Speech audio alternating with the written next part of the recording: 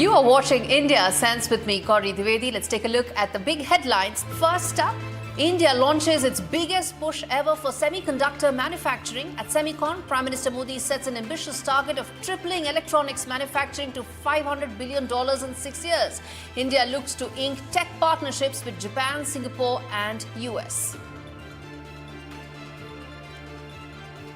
As External Affairs Minister, Dr. Jaishankar says 75% of all issues between India and China have been resolved. India is now cautiously opening up its trade with China with a focus on electronics manufacturing.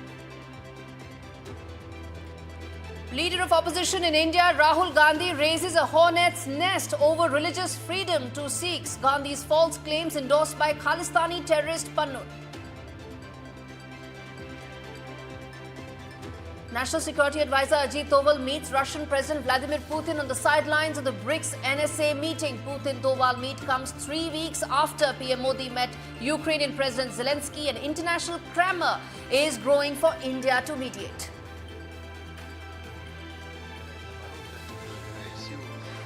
He was keen to brief you about his visit to Ukraine and his meeting with President Zelensky. US President Joe Biden will host the fourth in-person Quad meeting on 21st of September. Quad has US, India, Japan and Australia as its members, and discussions will focus on the free and open nature of Indo-Pacific.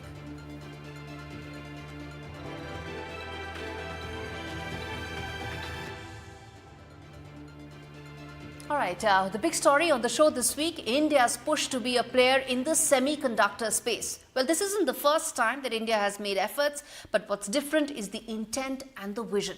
The stage is set with multiple rounds of infra investments, fiscal incentives and a strengthening R&D landscape. Already, the second phase of semiconductor plan has earmarked $15 billion as against $10 billion in the first phase. And the current demand for semiconductors in India is about $25 billion, met largely through imports. Now, this demand is expected to grow to $100 billion. So both for trade and political security, a part of this demand must be met domestically, and which is why the semiconductor industry is so important. It's not just about aspirations of a growing economy, but the necessity of feeding a large economy. Listen in to what Prime Minister Modi had to say. We come back and talk more on what's needed to get us to being a semiconductor hub. Bharat दुनिया का 8वां देश है जहां global semiconductor industry से जुड़ा ये भव्य आयोजन हो रहा है, और मैं कह सकता हूं कि this is the right time to be in India. 21st century के भारत में the chips are never down. और सिर्फ इतना ही नहीं है, आज का भारत दुनिया को भरोसा देता है, when the chips are down you can bet on India. Okay, so what all is needed? First is the need to continue with fiscal incentives. And it cannot be only the central government. State governments need to pitch it. Gujarat has a semiconductor policy. Other states like UP, some of the other ones also need to come in. Next is the gradual but strategic upward movement in the value chain. It needs to follow the model of some of the other countries. Assembly, testing, marking, packaging are the low end of the value chain. And this is what India needs to focus on, attract investments from global companies and build indigenization. Last but most important, the skill deficit. By 2032, India will need about 1.2 million people in the semiconductor space. And that's an area we need to come out with specific courses, semiconductor specific courses to address this gap.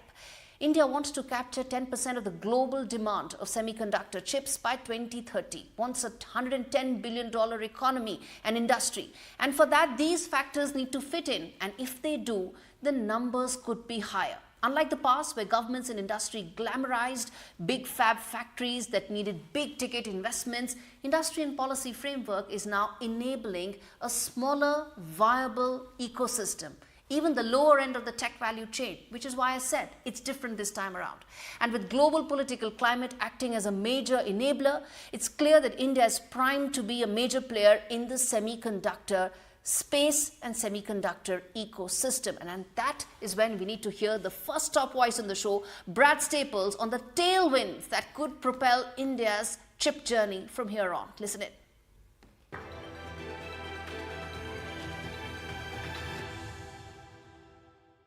Mr. Staples, thank you so much for taking out the time, speaking to me. Well, Gauri, it's lovely to be with you.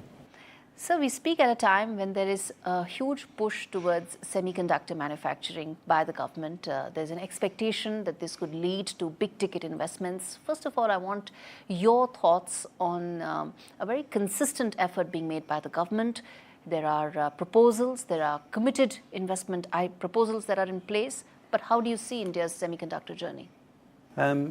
What I've been excited about and inspired by in the conversations we've been having here as part of the US-India Business Council's board meeting and the Ideas Summit that's taking place is there's a different perspective in terms of the United States relationship with India in the tech sector, whether it's semiconductors or it's beyond that.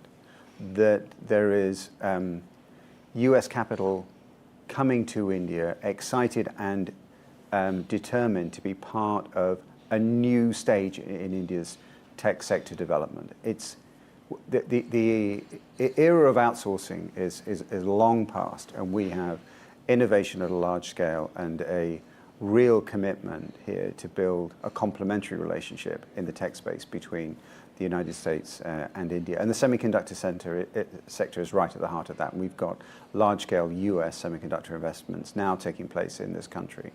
I think there's a warm response in the West to the Honourable Prime Minister's design and desire to see greater investment in the semiconductor space. It's a long journey, and you know, there are levels and layers as far as the semiconductor investment trajectory is concerned. But in your assessment, if we were to do a 5-year down the line kind of a scenario building, where do you see India on the semiconductor tech ladder, so to say, taking care of the lower end, the design element, or do you see maybe making more strides given the tech partnerships that it's actively looking at with US? I think if you look at these tech partnerships now, they're everything from research and development through design and manufacturing on a highly sophisticated, large-scale sort of footprint. India won't be the only place that the world secures its semiconductors for the future from. It's going to need large-scale investments in other parts of the world, in like-minded nations, so that we reduce this dependency on Taiwan that we have presently. And you see large-scale investments from groups like Apple in Europe as well, in countries like Germany, where they're building large-scale semiconductor manufacturing, as well as in India. So I think India will be part of a new mix of nations that are playing a strategically essential role to secure this new Gen AI era that we're entering. The US-China chip war that is taking place, how big a push that could be in terms of the tailwinds that India's semiconductor industry needs? Do you see that really being a facilitator? Because it comes at the backdrop of US asking some of its other allies also, whether Japan or Netherlands and others, to try and limit access of technology to China. How does that add up for India or help India? I think it helps India because there's a strategic imperative to move quickly, clearly, and to have these critical contributors to the development of the semiconductor sector work with a greater level of collaboration than we've seen in the past. And the Dutch play a critical role in that, absolutely critical role in that. So I think it helps, it focuses minds, it accelerates investment, and it shows a level of determined diplomatic and strategic alignment. But it's the semiconductor sector, and it takes time to develop this infrastructure and to create the skills that are needed to produce high-quality product that will be essential from India. So I think it sets it is a tailwind, but we also have to look at these longer-term timeframes. Mr. Staples, thank you so much for taking out the time and speaking to NDTV. It's great to be with you.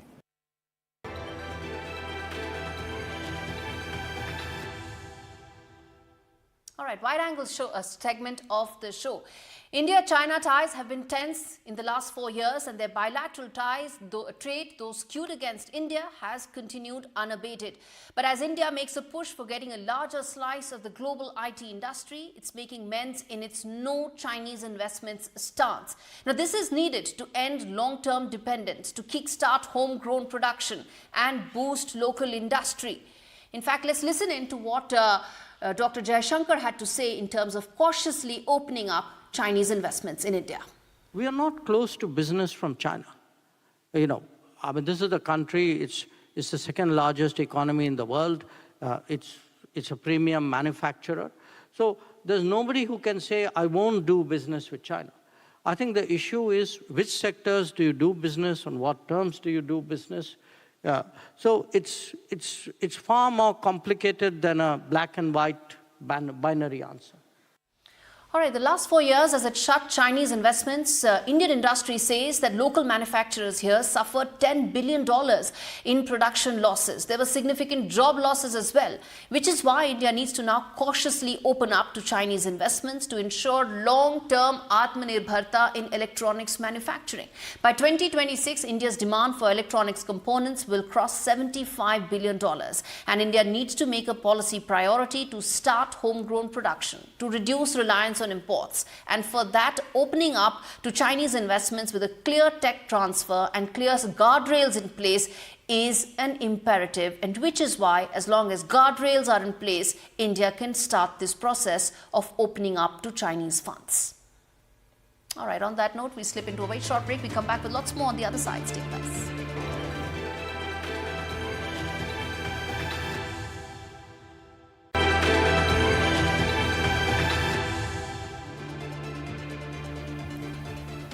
Welcome back. You're watching India Sense with me, Gauri Dwivedi. Now, before we get the second top voice on the show, well, it's about US elections. It enters its last phase. If there's one partnership that's least likely to be impacted, irrespective of who comes to power, it's the India-US partnership.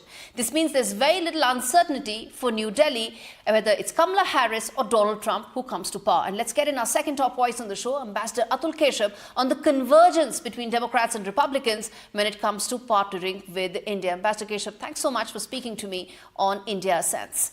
And my first question to you, sir, is how do you see the next phase of the US-India partnership from here on, building on from the tech tie-ups India has already put in place with the US?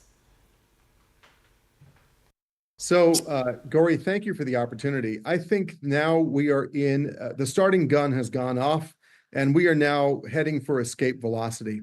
If you look at the technological collaboration that is happening, it is intensifying. It is driven by strategic necessity and geoeconomic risks. And so when you look at supply chain, artificial intelligence, quantum computing, green tech, it is pretty darn clear that the two governments and their two communities of companies are intent upon closer collaboration. We had what felt like half the US government at our India Ideas Summit. I met with what feels like half the Indian government at this India Ideas Summit over these last few days. And everybody is focused on implementation. It's not so much that we have to conceive of the world to come, we have to implement the world to come. Okay, so the elections are in a very crucial phase, and a lot of people are wondering what happens whether Kamala Harris or Donald Trump comes to power. I feel that there's going to be complete policy certainty, irrespective of who comes to power. Do you agree with that? Absolutely. India is a fairly safe topic in our political system. And I think that no matter what the electoral outcome, we're going to see a very significant amount of continuity by the United States government and by the American system in trying to develop greater industrial and technological ties with India. The strategic equation is already very strong. The economic equation has potential, but it's the technological that's driving it. So you look at semiconductors, you look at all the supply chain risks, and that we're trying to shore up supply chains, all of the green tech, financial services and fintech, energy. The list is endless. And defense is, of course, also a big driver. So I don't really worry too much about the U.S.-India relationship. There'll be bumps, there'll be turbulence, there'll be a lot of social media opinions and media opinions. But the two governments, in all of the meetings I had this week with Minister Jaishankar, Minister Goyal, Minister Sitharaman, Minister Puri, they all expressed continuity.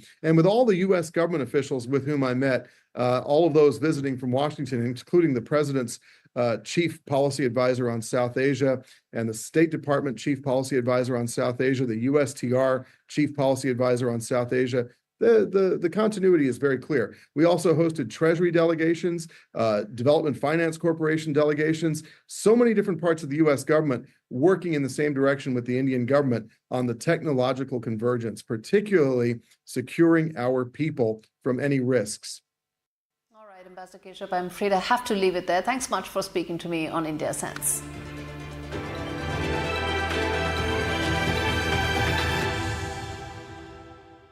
Shifting focus to inside story. Well, just like one can't choose their neighbors, India has to live with Pakistan and China on its two main borders. With Pakistan, India's security calculations have always remained tense, and the turmoil in the country is the latest in the series of events that is complicating the security landscape for India. Imran Khan has a very complicated relationship with ISI and the Pakistani military, with his supporters now on the streets. The situation could get worse, creating a large humanitarian and possibly a security issue for India. Add to this the major economic meltdown that is in sight. It's been 8 weeks and Pakistan has not been able to get the $7 billion of IMF loan that it desperately needs to remain afloat.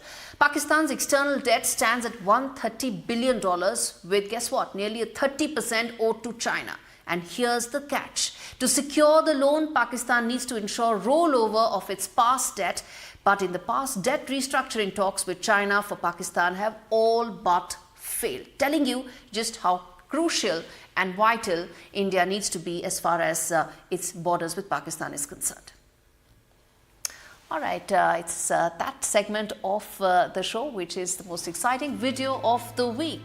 SpaceX Polaris Dawn mission was led by fintech billionaire Jared Isaacman as he created history, being the first private spacewalk. Take a look at this video.